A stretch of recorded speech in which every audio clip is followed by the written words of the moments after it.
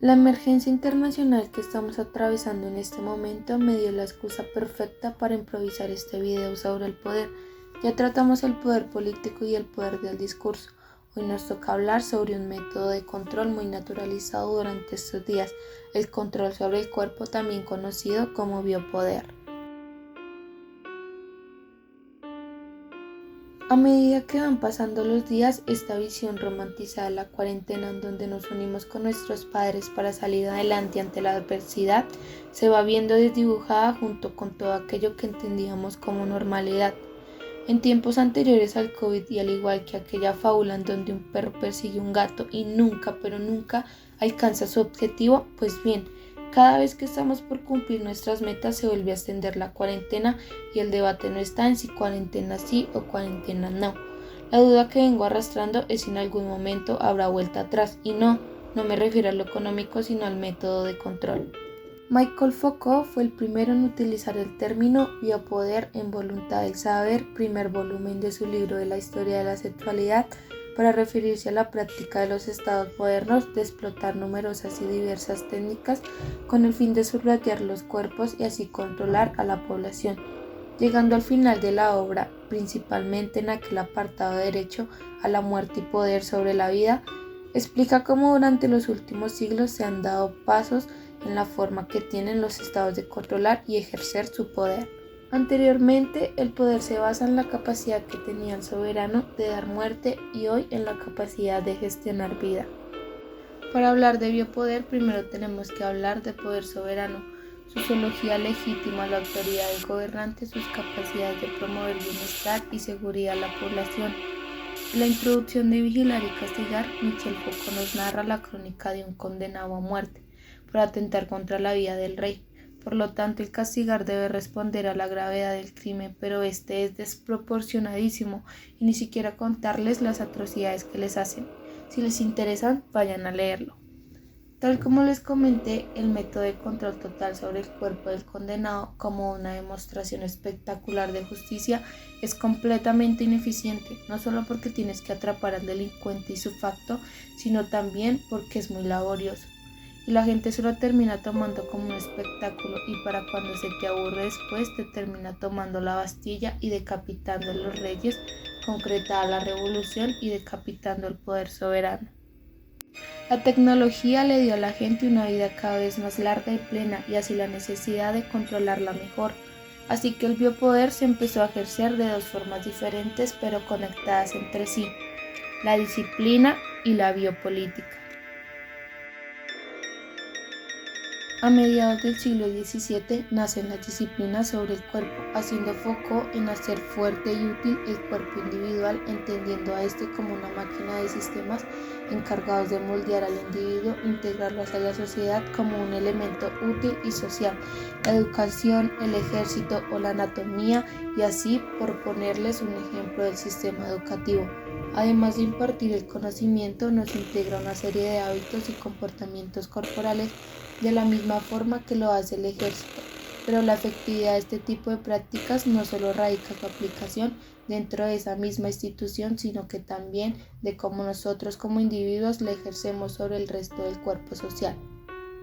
Para explicar esto, Foucault populariza una analogía que lo acompaña el resto de su vida, en la que se basa la mayoría de su teoría, una idea que nace de Chernyv como mecanismos de control dentro de las prisiones. El panóptico, y ustedes se preguntarán ¿qué es el panóptico? Pues bien, es una estructura arquitectónica de la prisión. Las celdas se disponen circularmente en torno a un punto central sin comunicaciones entre ellas, donde se puede observar al recluso desde el exterior. En el centro se levanta una torre de vigilancia donde solo una persona puede visualizar todas las celdas, siendo capaz de controlar el comportamiento de los reclusos. Pero el detalle importante es que la estructura de la torre está diseñada para ser opaca, para nunca poder saber en dónde está y qué está haciendo el vigilante. Esta incertidumbre genera en el recluso la dicotomía de no saber en qué momento está siendo vigilado y en cuál no, por lo que tiene que controlar su comportamiento para evitar ser castigado. Michel Foucault rescata esta idea y la traslada a un nuevo sistema de organización social, El paso del tiempo provocó que nos sumergiéramos en una sociedad disciplinaria. Así el poder busca actuar a través de la vigilancia, el control y la corrección del comportamiento. El panóptico es la capacidad de imponer conductas al conjunto de población a partir de una idea de que estamos siendo vigilados. Si se generaliza un comportamiento típico entre unos rasgos considerados normales, mientras se castiga cualquier desviación y se premia el buen comportamiento basado en el principio del panóptico, el poder no tiene que ser ejercido y manifestado de una forma continua. En la antigüedad había una persona que ejercía el poder y vigilaba si era obedecido. Ahora cualquier persona o incluso objeto puede ser representante de dicho poder.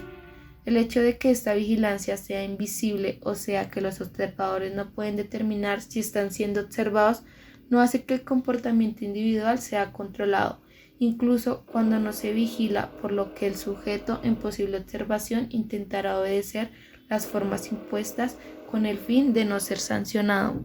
Es un nuevo tipo de dominio. Los métodos de vigilancia son introducidos dentro del cuerpo, forman parte de un tipo de violencia que se articula en base a las expectativas y en los significados que se transmiten en los espacios y las instituciones.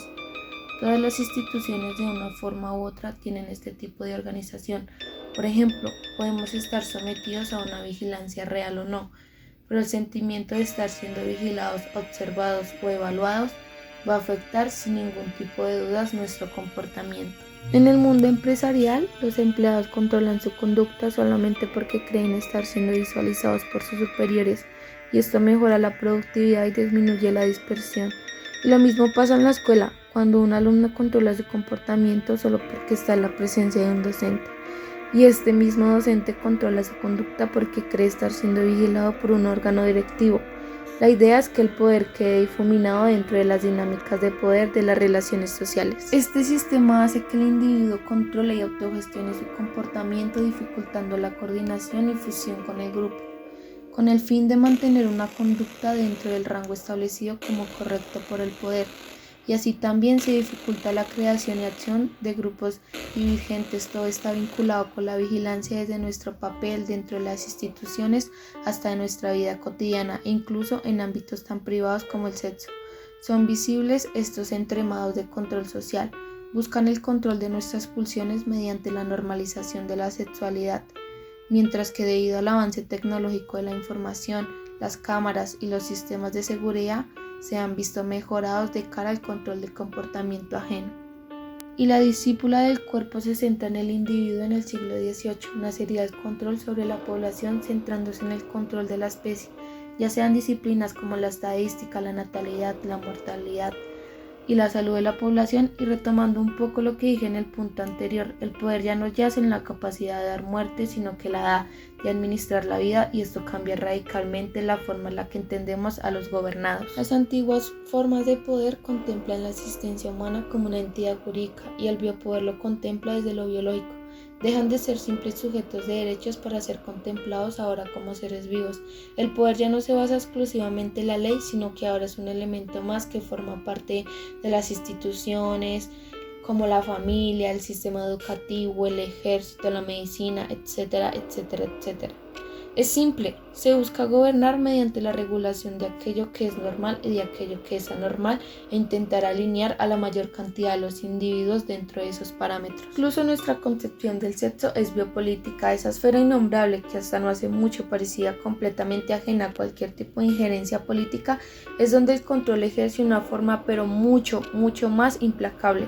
Hablemos de aquellas prácticas sexuales comunes de las concepciones científicas del sexo. ¿No será una forma de apuntalar los equilibrios del poder del status quo a través de la práctica sexual? Hablando de mecanismos de poder, los sistemas de conocimiento generan aquello que tratan de describir, convierten al biopoder en un marco institucional para las ciencias y su paradigma, y llevando la conversación a algo más actual, fue la crisis sanitaria que generó un terremoto a la normativa democrática. Todos aquellos países infectados, porque no solo afectó a aquellas instituciones sanitarias, sino aquel marco normativo de libertades y derechos como base del orden democrático. ¿Hasta qué punto podemos destejer el extremado de poder institucional para que un virus microscópico pueda aumentar las posibilidades de control policial del Estado? Normalizar la excepcionalidad, el control ciudadano, la restricción o la limitación de libertades básicas con el fin de algún día cumplir una promesa que parece que cada día es imposible, de un paulatino retorno a la normalidad. Monitoreo social, videovigilancias, denuncias anónimas son el resultado de autoritarismo biopolítico dirigidos a la defensa social cuyos riesgos exceden el combate de un virus enemigo. Los por qué ya los conocemos y a todos es más, los repiten todo el tiempo. Lo que realmente me preocupa son los peros y aclaro que mi objetivo no es minimizar la emergencia sanitaria que estamos atravesando. A mí personalmente no me preocupa. No podemos ganar todas las batallas. Lo que realmente me molesta es la excusa de la pandemia para darle más poder de control a todas aquellas instituciones encargadas de impartir cuarentena como herramienta sanitaria para paliar posibles nuevos brotes de contagio o para aplanar la curva. En un hipotético utópico caso de terminar definitivamente con este virus funciona, el coronavirus acabará en 2 meses. Eso es lo que llevo escuchando desde que empezó la cuarentena y ahora nos terminamos transformando en un montón de monos encerrados en nuestra cueva que nos da miedo salir a comprar bananas. Incluso en mi país, Colombia, la situación es todavía más distópica por la desigualdad de sus normas, en donde premiamos a las personas que hacen las cosas bien y castigamos a las personas que hacen las cosas mal, en donde los encerramos, los aislamos y si es que tienen suerte de poder salir, les preguntamos dónde van, por qué van. No los dejamos ir a trabajar, obviamente, si no entran dentro de la arbitrariedad de la lista de servicios esenciales. Y lo que es muchísimo peor, que se fomenta un discurso de odio para nuestros padres en son de seguir promoviendo un autoritarismo virósico, donde no solo hay personas aisladas, sino que hay ciudades y pueblos enteros completamente blindados, en donde nadie puede ni entrar o salir porque hay personas que hicimos las cosas mal. Les aclaro que el mensaje que les quiero dar no tiene absolutamente nada que ver con el típico discurso del virus chino o el verdadero virus es la destrucción de la economía. No. Lo que quiero es que combatamos de una vez por todas un virus que veníamos normalizando y defendiendo durante siglos, el virus monopólico de la violencia y el control institucional del Estado.